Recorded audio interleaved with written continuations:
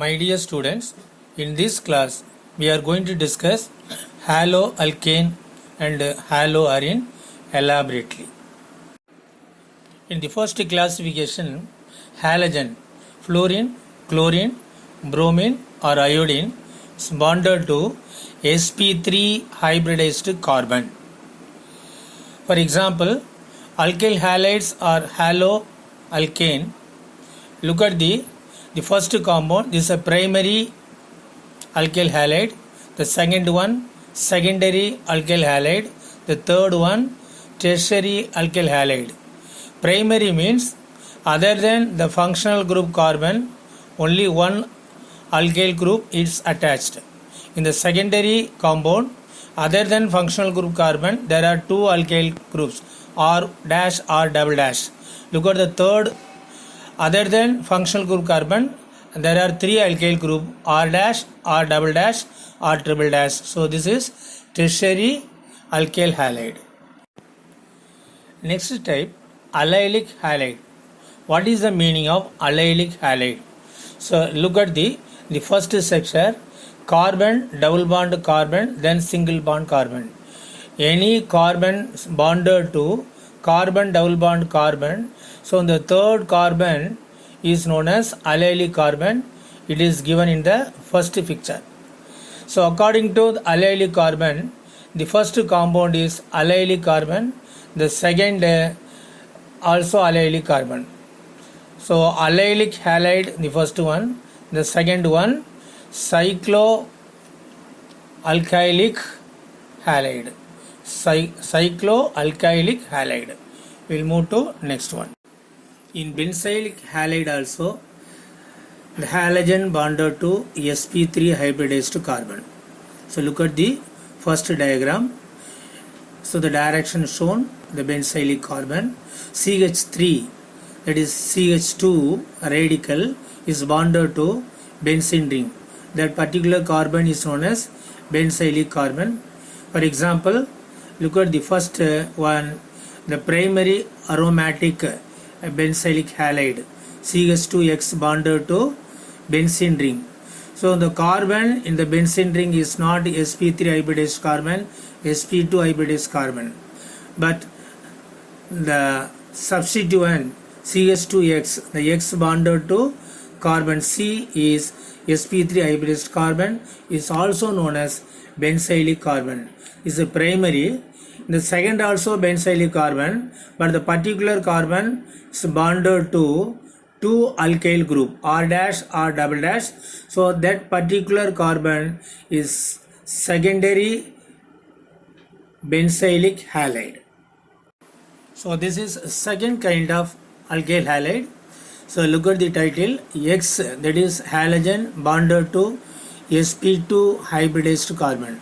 What is the meaning of sp2 hybridized carbon?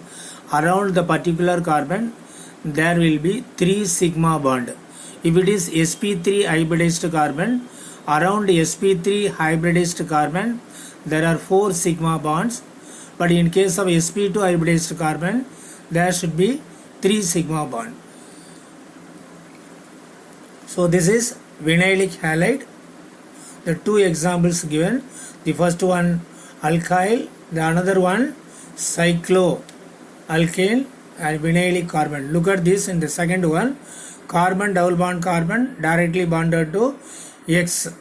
So the double bond, one of the carbon is vinylic carbon. The vinylic carbon can be either on right side as well as left side.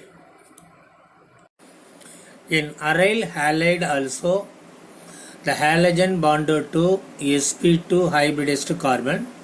So the particular carbon is on the benzene ring.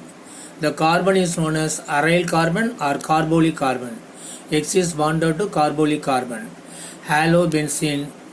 The other one, halotoluene.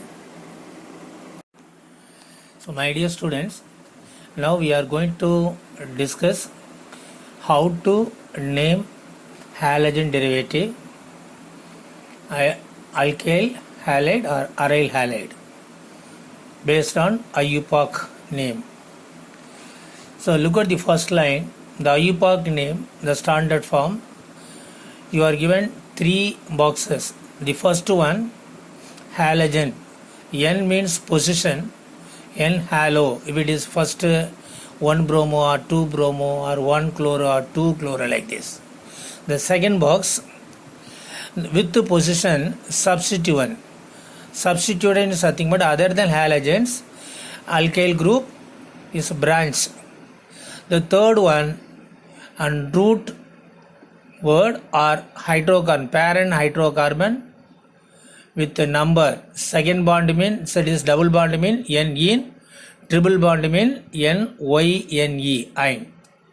So look at the first example, CH3, CH2, CH2, Br. The position of Br with the first carbon. So there are 3 carbon in the axis. So IUPAC name 1 bromo propane. The second example, again there are 3 carbons, but the bromine is bonded to second position carbon. So 2 chloro, because bromine bonded to second carbon, second position carbon, 2 chloro, 3 carbon in the axis, so 2 chloro propane. And the third one horizontally, the axis there are 3 carbon along with the halogen, that is bromine. Then branches, only one branch is there, that is methyl. So in the first box and 1 bromo, the second box 2 methyl, the third parent hydrocarbon propane. So 1 bromo, 2 methyl propane. Okay, then fourth compound, the bromine is bonded to benzene ring. So bromo benzene. And next carbon, next compound, there are 2 bromine bonded to benzene ring at one position, and second position there is no bromine, and the third position. So 1, 3 dibromo benzene. The third one, there are 3 bromine bonded to benzene ring at equal separation 1, 3, 5. So 1, 3, 5 tribromo benzene. If you continue nomenclature, look at the first compound. In the axis there are 3 carbon, in the branch there are 2 methyl group. So 1 bromo, that is 1 chloro, 2, 2 dimethyl. There are 3 carbon in the horizontal axis. So propane, 1 chloro, 2, 2 dimethyl propane. The next one, 2 halogen bonded to same carbon. So this type of dihalide is generally known as gem type of dihalide. In the IUPAC name, the 2 carbon bonded to 2 chlorine bonded to first carbon. So 1, 1 dichloro. There are 2 carbon in the hydrocarbon. So ethane, 1, 1 dichloroethane. The third one, the 2 halogen bonded to adjacent carbon. So this type of dihalide generally known as vicinal type of dihalide. So vicinal, short form VIC, vicinal dihalide.